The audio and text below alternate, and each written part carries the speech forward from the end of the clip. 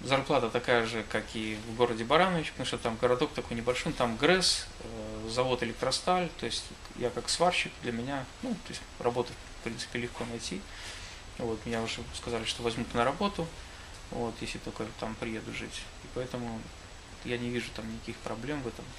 Ну, не знаю, там, в принципе, ну, другими словами, нет диктатуры, и законы в лучшую сторону уже видно потому, как они принимаются, да, то есть, что они будут в любом случае для народа, потому что в данный момент народ, именно власть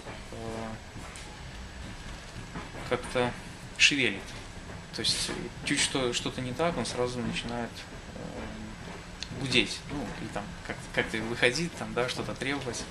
Поэтому там чувствуется, что именно власть в данный момент у народа. И правительство, оно никак не сможет его, ну, к себе его забрать, да, то есть как-то, чтобы контролировать.